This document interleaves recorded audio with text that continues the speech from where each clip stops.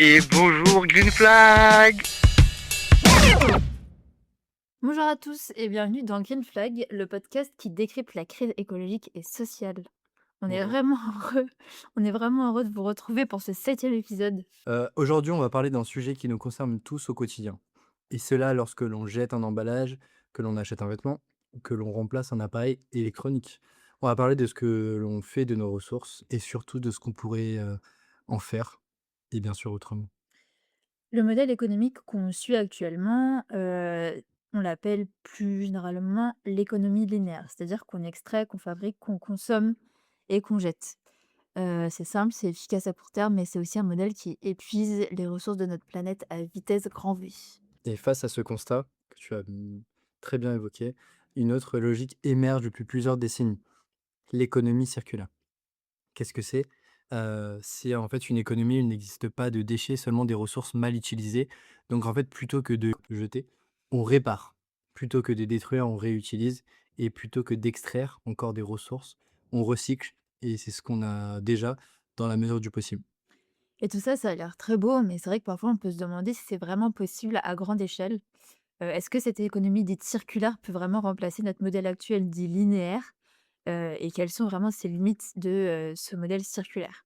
On va essayer d'explorer aujourd'hui avec notre invité. On a le plaisir aujourd'hui de recevoir, Pascal, Lermechin. C'est écrit, hein. Oui, mais je sais pas lire.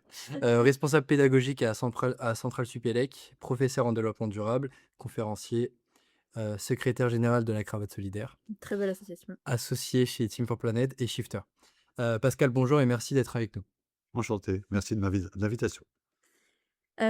Pour commencer, donc comme je disais, pour aller peut-être dans le dur du sujet, hem on a déjà commencé un peu à vous présenter en intro, mais Pascal, est-ce que vous pouvez quand même, enfin, on a présenté plutôt l'économie circulaire en introduction, mais est-ce que vous pourriez déjà nous donner, votre définition de l'économie circulaire, pardon, et surtout qu'est-ce qui la distingue vraiment du coup de l'économie linéaire, qu'on connaît actuellement?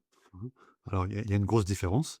Effectivement, donc l'économie linéaire, on était sur une logique d'obsolescence programmée, qui a perduré pendant des années, depuis des siècles et des siècles.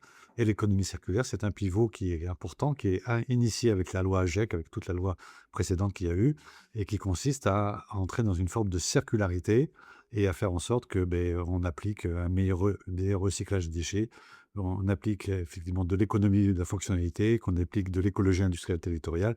Donc l'économie circulaire, c'est un tout, et effectivement, c'est en progression, et il faut effectivement progresser, et il faut surtout que les producteurs initient le jeu, et conçoivent des produits qui soient réparables, recyclables, et pour ça, effectivement, on compte beaucoup sur les éco-organismes qui ont un rôle central dans l'économie circulaire, et notamment la REP qui a été mise en place par la loi AGEC.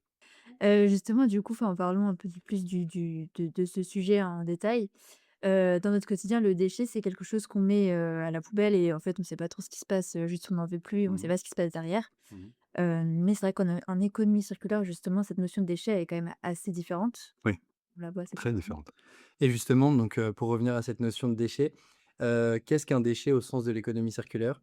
Et quelles sont les grandes façons de lui donner, une seconde vie, que ce soit par le réemploi, le recyclage, matière ou la valorisation énergétique? Ouais, ça c'est très important. Alors, je dirais, il vous a pas échappé qu'on est dans une époque, on le voit avec Trump, avec l'Iran, et cetera, une époque un peu compliquée pour les matières premières. Oui. On a vu chaque fois qu'il y a un conflit, chaque fois qu'il y a une déclaration de Trump, il y a les cours des matières explosent, Mmh mh. hein, que ce soit l'or, les métaux, les engrais, et cetera. Tout évolue. Mmh. Donc je dirais que l'économie circulaire, c'est de devenir la norme. On voit aussi que de plus en plus de difficultés sur certains métaux.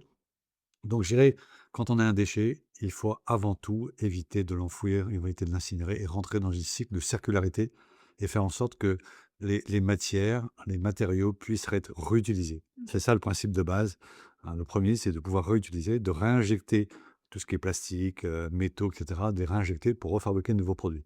Et ben, ça, c'est hyper important, et ça, on est au cœur de l'économie circulaire, et les régions l'ont bien compris, puisque, au lieu d'acheter des produits neufs, elles vont, se mettre à mettre en place des feuilles de route d'économie circulaire pour réparer les produits, hein, donc les faire durer le plus longtemps possible, et puis aussi réinjecter des matières premières pour dans le cycle, ce qu'on appelle les matières premières issues du recyclage, faire en sorte qu'on arrête de puiser dans le neuf. Mmh. Donc c'est ça, avant tout dans l'économie circulaire, en résumé, les déchets sont considérés comme des matières et pas comme des rebuts. Voilà, c'est toute la différence. Mmh. OK, OK. merci. Mais justement, enfin, comme vous le disiez un peu au début, c'est vrai que pour l'instant, ça a l'air enfin, de loin, je pense que ça a l'air plutôt d'être un concept un peu, théorique. Ouais. Et au début, vous avez parlé justement de ta REP, donc qui est la responsabilité élargie des producteurs. Et du coup, le concept d'économie circulaire, on a un peu parfois l'impression qu'il est réservé aux grands experts ou aux grandes entreprises. Ouais. Hem, mais en réalité, c'est quelque chose qui est quand même assez, accessible. Enfin, il y a des choses quand même qui existent, dont on Ouais. se rend pas compte, mais qui fonctionnent déjà, très bien. Absolument. Et justement, par rapport à ça, est-ce que vous pouvez nous donner, 2-3 exemples maximum, inspirants en termes d'économie, circulaire en France, Ouais. de par votre expérience notamment et qui a pu transformer, un secteur ou un territoire? Ouais. Peu importe. Je dirais, on peut parler des grandes initiatives. Je dirais, tous les producteurs vont se mettre à faire en place de l'économie circulaire. OK. Là, il y a un exemple qui me vient en tête, c'est Renault, la Refactory. Voilà, OK. c'est un très très bel exemple. J'ai jamais visité, j'ai vu plein de vidéos, OK. mais c'est vrai que c'est un très très bel exemple. Je dirais, Renault a fait des voitures pendant des années. Mmh. Là maintenant, le PDG, il y a quelques années, a décidé de retransformer ce centre en ce qu'on appelle Refactory. Pour reconditionner des voitures accidentées, OK. réparer des batteries, reconditionner tout un tas de matières avec l'imprimante 3D et cetera. Donc là, c'est un super exemple qui est souvent mis en exergue OK. et donc je vais l'utiliser lors de ma conférence, masterclass, au salon Reuse, hein, qui sera lieu au 19 et 20 juin. Donc je vais finir quelqu'un qui était chez Renault pour OK. parler de ça. OK. Donc c'est un très bel Ah. exemple. L'autre exemple que je vais vous donner, c'est le deuxième intervenant que je vais faire intervenir, c'est quelqu'un de chez Manitou. OK. Manitou, les engins de chantier, les engins de manutention, et cetera. OK. Ces gens-là, ils ont mis en place avec Centrale Supélec une chaîne qui s'appelle Circularity. OK. Et donc, pour faire durer le plus possible les équipements, prévoir des pièces de rechange, changer les équipements dans les engins de manutention et les faire durer le plus longtemps possible et revoir la conception carrément de leur engin de chantier. Donc voilà 2 beaux exemples, mais il y en a plein d'autres. Moi, j'ai travaillé avec des gens comme tout ce qui est fabricants de distributeurs de billets, qui aussi réintègrent des équipements de reconditionnés dans leurs produits, dans leurs distributeurs. Donc, OK. il y a plein d'exemples.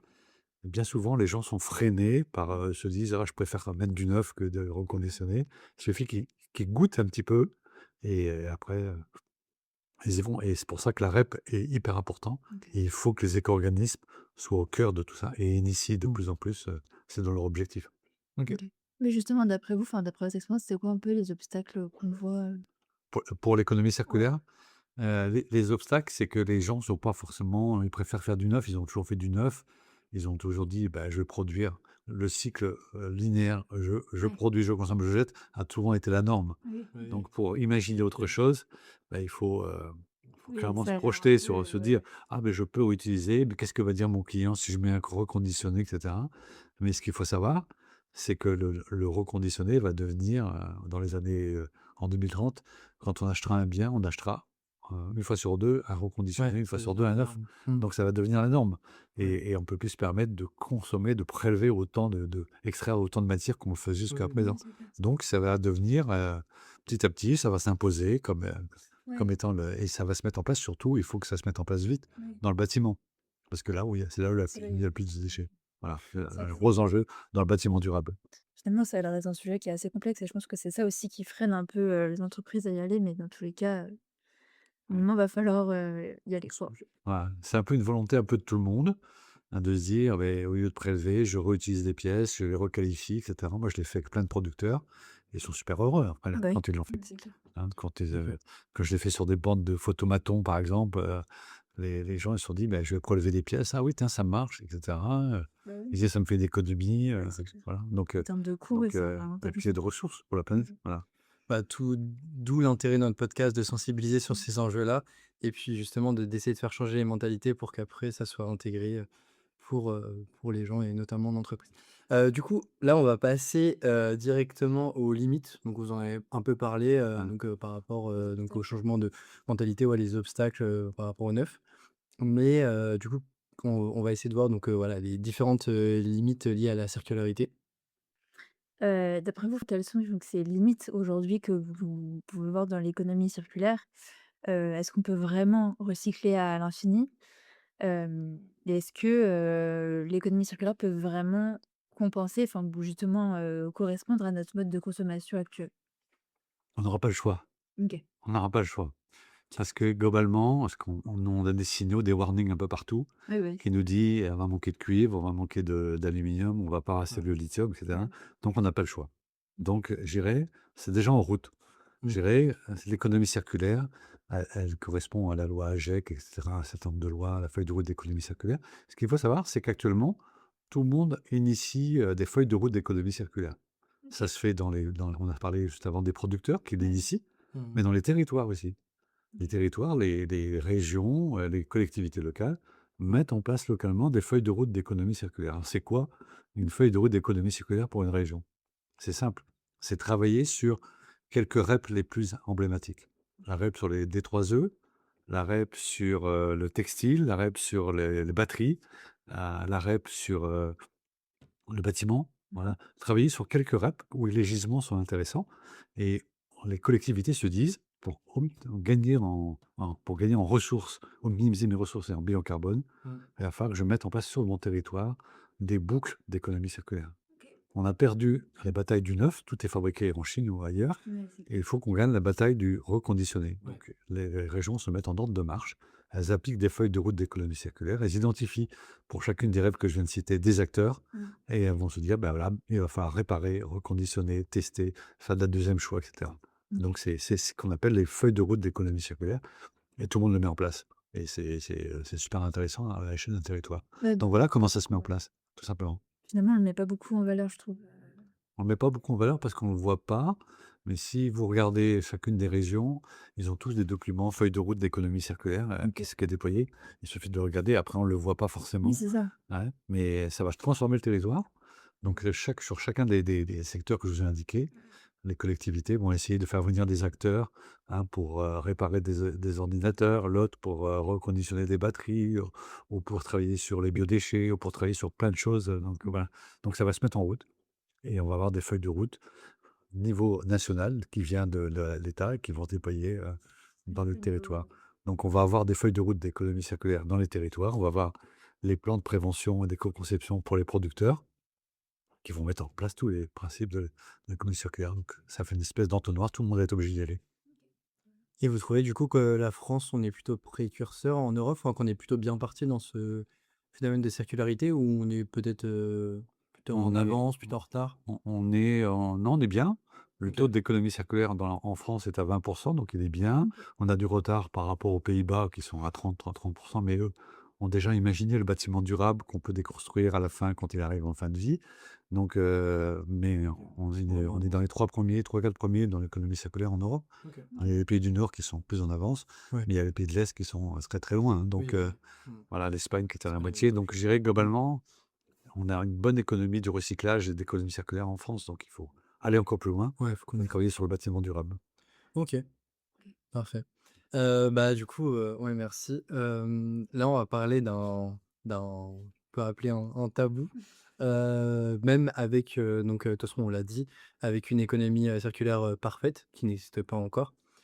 Si on continue avec, notre mode de consommation actuel, voire encore plus parce que, il est parfois même exponentiel, on risque et on est déjà sur, cette trajectoire de ne pas respecter les accords de Paris, notamment, Mm. de ne pas dépasser le 1,5 degré, on l'a quasiment dépassé, voire même le 2 degrés. Est-ce que l'économie circulaire peut nous éviter d'avoir à réduire notre consommation? Ou est-ce que la sobriété, donc consommer moins, mieux, Mm. est une condition finalement qui est non négociable pour rester dans les limites, enfin pour respecter au mieux possible les limites planétaires? Ça passe. C'est une question complexe. Je dirais, là, je dirais globalement, si on veut respecter les accords de Paris, il va falloir diminuer notre empreinte carbone et il va falloir diminuer notre empreinte matière. Globalement, on doit passer en empreinte carbone de 10 tonnes à 2 tonnes Ouais, possible. à l'horizon 2050. Et sur l'empreinte matière, il va falloir qu'on diminue par 2, par 3, par 4 notre empreinte matière, Par hein, personne. par personne. Par personne Hein, aussi. je sais pas, c'est lié, les deux sont Oui, liés. oui, oui, tout à fait. Donc, je dirais, dans notre empreinte matière, Mm. vous avez actuellement beaucoup, la moitié, presque la moitié, c'est des énergies fossiles, c'est ça, c'est Ok, tout un oui, tas de oui. choses, et une grosse partie de minéraux, de minerais, etc. Mm. Donc, il va falloir travailler là-dessus. Donc, travailler, arrêter de tout ce qui est fossile, Mm. pétrole et gaz, Et puis, va falloir travailler sur d'autres choses. Là, j'étais à une conférence il n'y a pas longtemps sur l'économie de la fonctionnalité, Ouais, très intéressant. qui est une composante de l'économie circulaire. Et donc, voilà, donc ça se met en mouvement.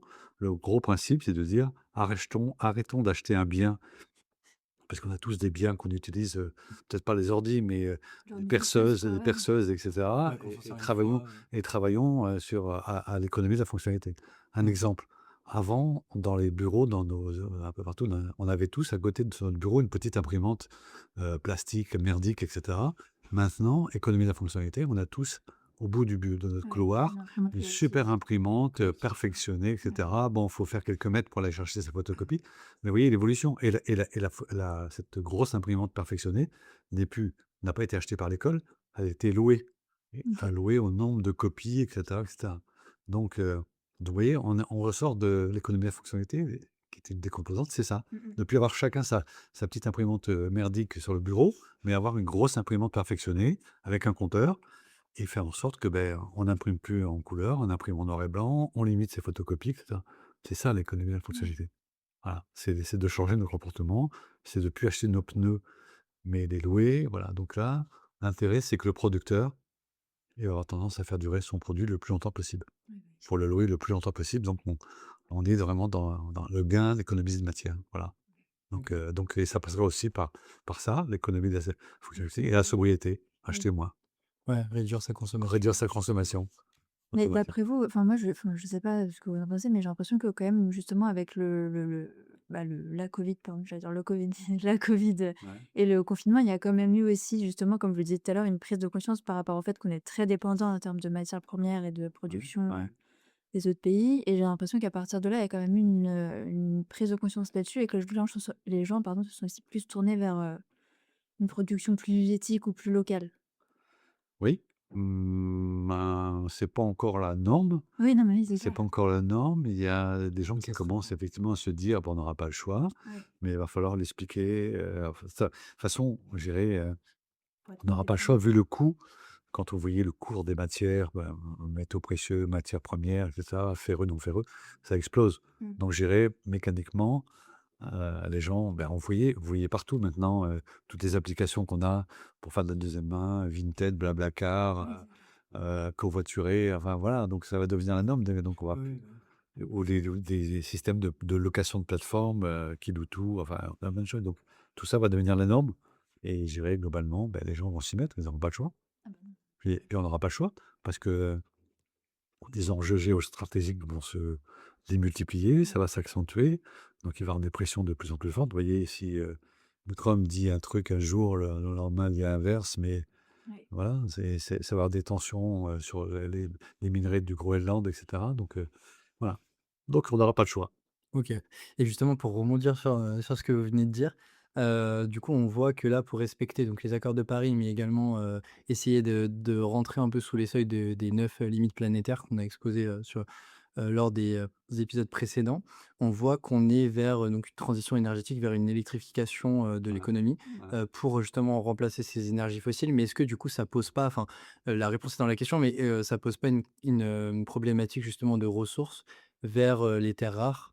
Parce qu'on voit que du coup qu'il y a des conflits géostratégiques par rapport à ça, notamment je Mmh pense au mh, Congo. mmh. Et du coup, quel est votre avis sur la question? Puisque finalement, étant donné qu'on est obligé de transitionner vers ces énergies qui vont être, de plus en plus électriques pour sortir du fossile, on va avoir, des problèmes de ressources en termes, de métaux et de, ressources, quoi. Ouais. Non, mais c'est sûr. De toute façon, il va falloir sortir du pétrole puisqu'on n'a pas le choix, Ouais. et effectivement, quand on voit dans certaines situations, il va falloir effectivement bien, délimiter tout comment on travaille. Parce que quand on voit le Congo, effectivement, avec toutes les tensions qu'il y a, le travail des enfants, et cetera, donc bien sûr. Après, toutes les mines ne sont pas comme le Congo, Non. Oui, hein. oui. Il y a mais effectivement, il va falloir être vigilant, parce que alors ce qui s'est passé, c'est que tous ces exploitations des mines et cetera, la fabrication des aimants, on a trouvé ça très sale à un moment et on a Ouais. dit: «On va pas faire ça en Europe». On a tout envoyé, à la fois en Chine et dans des Oui. pays, à bas coût. Oui, on Donc je délocalise. dirais, on est devenus dépendants. Mmh. La Chine, a fait de Ouais. l'extraction des terres rares, fait la fabrication des aimants et cetera, fait tout.